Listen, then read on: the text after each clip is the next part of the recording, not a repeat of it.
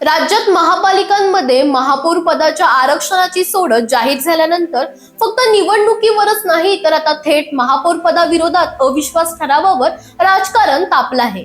महापालिकेतील महापौर पदासाठी सर्वच राजकीय पक्षांमध्ये जोरदार स्पर्धा सुरू आहे।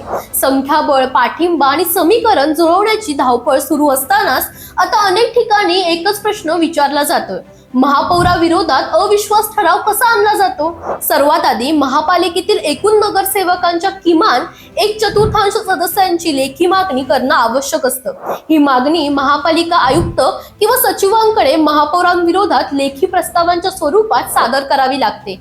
हा प्रस्ताव ग्राह्य धरल्यानंतर महापालिकेला 7 ते 15 दिवसांच्या आत विशेष सभा बोलावणं बंधनकारक असतं।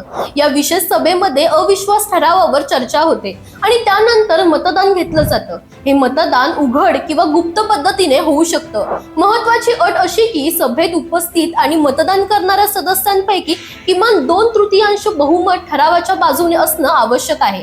हे बहुमत मिळालं तर अविश्वास ठराव मंजूर होतो आणि एकदा ठराव मंजूर झाला की महापौर पद तात्काळ रिक्त ठरतं आणि नव्या महापौर निवडणुकीची प्रक्रिया सुरू होते। मात्र यालाही काही मर्यादा आहे। महापौर निवडणुकीनंतर पहिल्या 6 महिन्यात अविश्वास ठराव आणता येत नाही। तसंच एकदा अविश्वास ठराव मांडून तो फेटाळला गेला तर पुढील 6 महिन्यांपर्यंत पुन्हा अविश्वास ठराव आणता येत नाही। म्हणजेच महापौर पदाची खुर्ची हलवायची असेल तर फक्त राजकीय घोषणा नाही तर नियम, संख्या आणि वेळ तिन्ही गोष्टी अचूक जुळवाव्या लागतात। राज्यात सध्या महापौर निवडणुकीसोबतच अविश्वास ठरावांची चर्चा रंगत असताना कुठे सत्ता टिकते आणि कुठे उलथापालथ होते याकडे संपूर्ण राज्याचं आता लक्ष लागलेलं आहे। दरम्यान तुम्हाला ही माहिती कशी वाटली आम्हाला कमेंटमध्ये नक्की सांगा आणि इंडिया लीडरला फॉलो करायला विसरू नका।